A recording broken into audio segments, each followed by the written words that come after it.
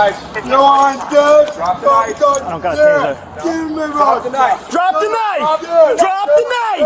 Drop the knife! Welcome to Christian Warrior Training. My name is Keith. In this episode, we're going to talk about the incident you just saw in the beginning, but I had to stop it there. I'm not going to go all the way because YouTube will not share this video if there's massive violence like that. It is a pretty good shooting. If you want to see the whole thing, head over to my newsletter. Go to christianwarriortraining.com. I'm going to put the whole unedited video up there where my platform doesn't prohibit my right to free speech. And if you sign up for that newsletter, you will get tips every week or more, and you'll get new tips and tricks. Even if you aren't Christian, if you're a concealed carrier, there's good information in there to help you stay safe in this world. It's ever changing. Of course, we would love it if you came worship with us, but that's okay. Let's talk about this incident specifically, okay? So we're going to talk about a critical incident that occurred at Queens Presbyterian Church in Queens, New York City. Now, a man named Richard Moncrief, he's 59 years old. He stabbed a church security guard. In response, New York City police officers shot Moncrief when he advanced towards them with a knife. Let's look at the video really quick because I want to show you what occurred. It's not graphic, so YouTube can't restrict this portion. So this is CCTV footage or camera footage that's from outside of the church. I cannot emphasize enough how important it is for your church to have a really good, robust camera system to capture everything. These cameras, they're adequate, but they actually need to have a little bit better resolution than what we're seeing here. I know they're expensive. Here's the security guard. He's on approach. He's not armed, it looks like, unless he's got a gun hidden away somewhere. And he's contacting Mr. Moncrief, who's sitting out front acting bizarrely.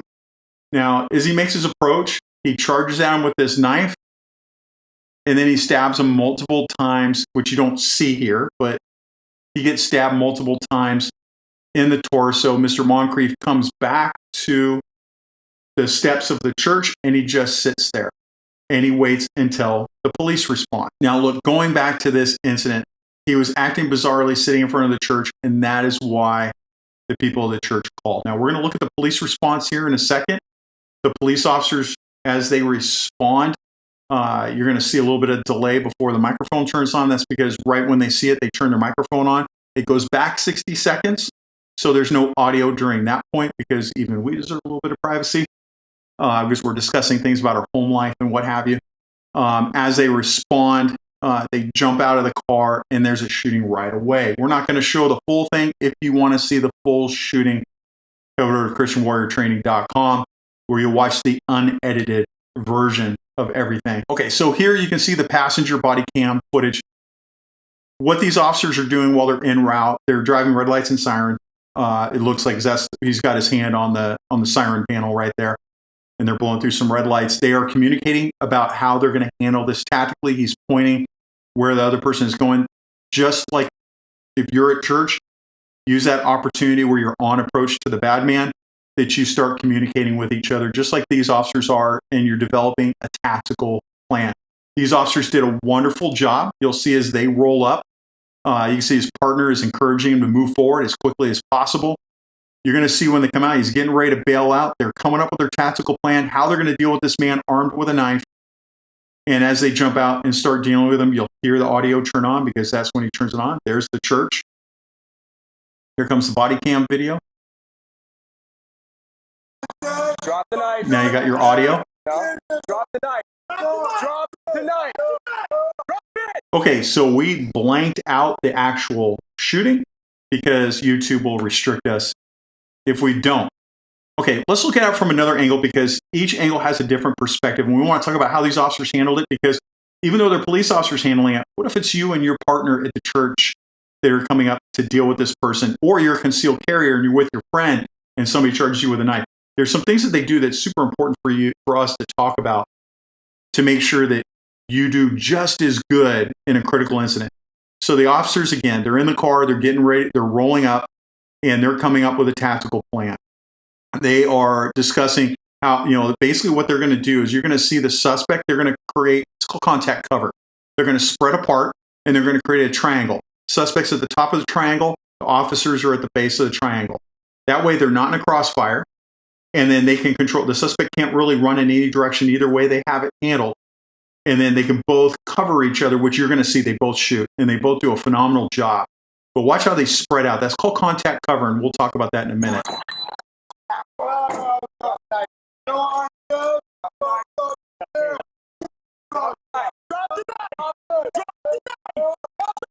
Clearly, that is a good shooting.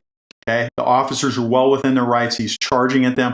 Some things I want you to notice about that man. Now, for the YouTube algorithm, I blacked all that stuff out, so there's no need to restrict our viewership because you think that we're showing bad stuff. All right, so some things to talk about. Clearly, they did a great job. A lot of people will talk about why didn't they de-escalate? Well, it takes two people to de-escalate. They came up and gave a command right away and said, drop the knife. Now, we're talking about police officers here, but there's no difference if it's you and your partner that are security guards for the church that are armed. So let's say you're armed at your church. You've got this man that just stabbed somebody in the church and now he's sitting up front.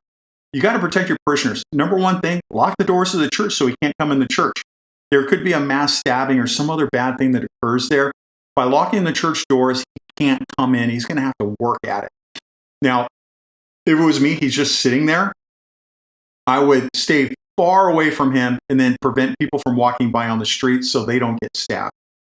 And then I would let the police deal with it, okay? But if you can't, because something is occurring and you actually have to make contact with him, you want to do it just like these officers. You want to use contact cover. One officer is the contact officer. The other is the cover officer. The contact officer does all the talking. The cover officer does all the backup work, keeping people away, supporting him in any way, and just generally backing him up. You're going to have your pistols out because he's armed and stabbed somebody. So you're going to have your gun out and you're going to give him commands just like these officers did. Put the knife down. I would identify myself. They didn't because they're in a marked police car and they're wearing uniforms. I still always did identify myself. I still always said, police officer, put the knife down. Why did I do it? It was more performative for everybody else. Okay. Nobody can say that I wasn't a cop. I had a friend that was shot by a bad person. Him and others returned fire and severely wounded the other person, and they got sued because they said they didn't know he was a police officer. I thought that was the dumbest thing ever because it was very clear that he was a police officer. He won the lawsuit because he was clearly marked as a police officer. He was yelling, police officer, get on the ground. I just remember that, him saying that on top of having a visible uniform, by him saying that. And he was there in an official capacity. He was there for a search warrant. It was very clear that it was the police. And I just remember that stuck in my head. I thought that was a good job of him by saying that. Now, you're not a police officer, but you are church security, and you do have an official function within the church, and you aren't armed. I would yell, church security, drop the knife. Church security, drop the knife. That's all we want. And you want to practice when you're at the range. You want to practice this one word. Like for me, it was always this one phrase that I would go to because initially you're going to get a little bit of tunnel vision, and we'll teach you how to fight tunnel vision later on down the road. But it's this base thing in the back of your head that you always say. And for me, it was police officer, don't move. And by saying that every time, like I caught myself where I was in that, I'm still trying to assess, it always came out automatically. It would be police officer, don't move. Police officer, don't move. And all anybody would hear, and they would say in their statements, is, I clearly heard him say he was a police officer, and he kept saying, don't move. And the person moved, right? So here you say, police, church security, don't move. Put the knife down. Put the knife down. Church security, put the knife down, and you're going to be pointing a gun at him the whole time, right? To make sure that, be ready. You want to go ahead and do that contact cover where you spread apart and make a triangle. And then if he comes at, now remember now with this incident, it takes two to de-escalate, okay? The officers are de-escalating by saying, put the knife down. The suspect here, Mr. Moncrief, he is choosing not to de-escalate. He charges the officers, and the results are exactly as you would expect. There's not much else you can do. Now, if there is a chance to de-escalate, some people are like, well, I want to talk to you. We're not going to talk. You have a knife and you just stab somebody. I need you to put it down, and then we will talk. And I've had people like where they have done, more times than not, people comply. They put it down. And the phrase that I always love using when I'm at church, when I was a cop and going to churches for crime, was, we're at church, this is not the place to do it. And I got more compliance out of that because even people that are not Christians or are not believers, even they understand this is a sacred place and this is not the place to be pulling these shenanigans. There are some things I want to talk about. The officers did a great job, but I want to talk about some other things too. Now, I know some of you are wondering before, we're going to talk about some security measures for you. We're going to talk about safety tips. We'll talk about some of the other things you do coursework-wise that are always free at courses.christianwarriortraining.com. I am making it so you can get free training across the board constantly and get a certificate for it too. All right, let's talk about the outcomes of what occurred. Just so you know, Mr. Moncrief was arrested for attempted homicide for the stabbing of the security guard. Both are recovering.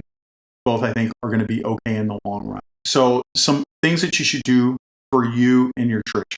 I think there's a couple of things going on here. Number one, he's possessed or has some mental health issues and drug use. Now, look, for my full-time job, I teach counter narcotics to the military and to law enforcement. That's my full-time job. Every week, I am training somewhere in the United States on that particular subject. Suffice it to say, I know what people under the influence of drugs look like. He has all the indicators of drug impairment, along with those mental health issues, being possessed, something along those lines. So you're going to need training in how to deal with people with mental health issues and people that are under the influence of drugs. Now, I will have training coming up when I have time to teach you how to deal with people on drugs and teach you how to deal with people that are suffering from some kind of mental illness. But with that said, and it takes two to de-escalate.